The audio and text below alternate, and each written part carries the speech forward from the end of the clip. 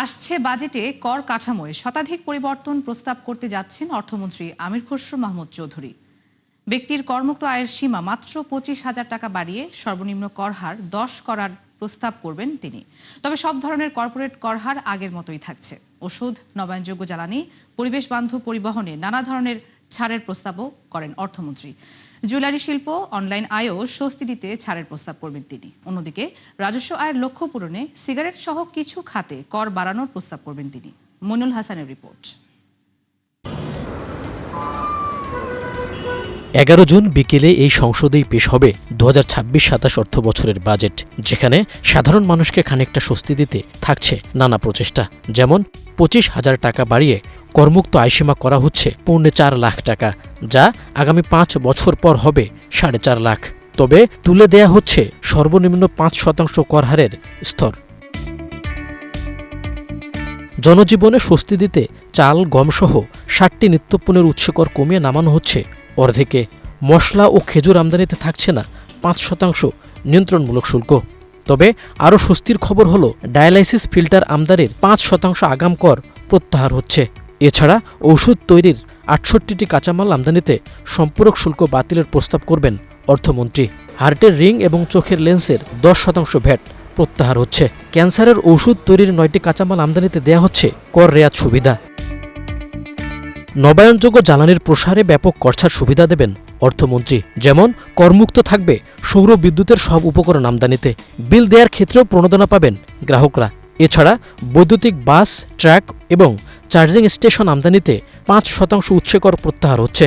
বৈদ্যুতিক গাড়ির নিবন্ধন ও নবায়নে আগাম আয়কর 2 লাখ টাকা থেকে কমিয়ে সর্বোচ্চ 1 লাখ টাকা করা হচ্ছে। কর রেয়াত সুবিধা পাচ্ছেন স্থানীয়ভাবে ইলেকট্রিক গাড়ি ও বাইক উৎপাদন শিল্প। মোবাইল ফোন ব্যবহারকারীদের স্বস্তি দিতে বাতিল করা হচ্ছে সিমের উপর থাকা 300 টাকা কর। আর মোবাইল উৎপাদনের 22 ধরনের কাঁচামাল আমদানিতে উৎসকর কমে হচ্ছে 1%। এছাড়া এ খাতের মূসক অব্যাহতি বাড়ছে 2030 সাল পর্যন্ত। সব ধরনের কার্ড তৈরির কাঁচামালে থাকা 5% আগাম কর প্রত্যাহার হচ্ছে। কাজু বাদাম আমদানিতে শুল্ক বেড়ে হচ্ছে 25%। জুয়েলারি শিল্পের কর হারেও আসছে পরিবর্তন। যেমন স্বর্ণ ও অলংকার সরবরাহে উৎসকর কমে হচ্ছে 0.5%। আর 5% ভ্যাটের বদলে ভরিপূর্তি করা হচ্ছে নির্ধারিত 2,500 টাকা। করমুক্ত থাকবে কন্টেন্ট ক্রিয়েশনের আয়ও। এসএমই খাতে 50 লাখ ও নারী উদ্যোক্তাদের জন্য 70 লাখ টাকা পর্যন্ত টার্নওভার ট্যাক্স করমুক্ত হচ্ছে। খুচরা বিক্রেতাদের কাছে পণ্য সরবরাহে বসছে 0.2% অগ্রিম কর। ডিজিটাল ব্যবস্থাকে আরও অর্থপূর্ণ করতে সব ধরনের ফ্রিল্যান্সিংয়ে আয়কর অব্যাহতি প্রস্তাব করবেন অর্থমন্ত্রী। সৃজনশীল অর্থনীতির বিকাশে বাদ্যযন্ত্র আমদানিতে থাকা 5% শুল্ক প্রত্যাহার হচ্ছে। রপ্তানিকারকদের ক্ষেত্রে কিছুটা পরিবর্তন হবে নতুন বাজেটে, কেননা নগদ প্রণোদনার উৎসে কমে হচ্ছে 5%। আর শিল্পের কাঁচামাল আমদানিতে থাকা উৎসকর কমছে 1%। 150 সিসির ওপর মোটরসাইকেল নিবন্ধনে টিআইএন বাধ্যতামূলক হচ্ছে। তবে কোনো কর দিতে হবে না। কর অব্যাহতি সুবিধা বহাল থাকছে টিভি, ফ্রিজ, কম্পিউটার সামগ্রী উৎপাদনের ক্ষেত্রেও। বরাবরের মতো এবারও ধূমপায়ীদের জন্য কঠিন বার্তা নিয়ে আসছেন অর্থমন্ত্রী। যেমন সিগারেটের ফিল্টার তৈরির কাঁচামালে 300 ও নিকোটিনে 350% সম্পূরক শুল্ক আরোপ করা হচ্ছে। এছাড়া 10 শলাকার উচ্চ স্তরের সিগারেটের দাম 185 টাকা থেকে বাড়িয়ে করা হচ্ছে 210 টাকা। পাচার ও নকল বন্ধে সিগারেটের প্যাকেটে বসছে কিউআর কোড।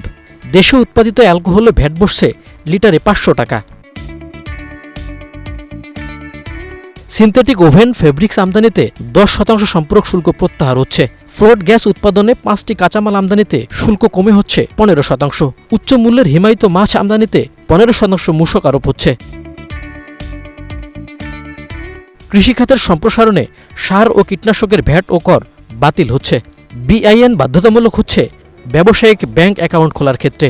এছাড়া শিশুখাদ্যের কাঁচামালের আমদানিতে শুল্ক কমে হচ্ছে 10%। বিদেশি প্রসাধনীর ক্ষেত্রে শুল্কায়ন মূল্য কমছে 25% পর্যন্ত। মইনুল হাসান, 71, ঢাকা।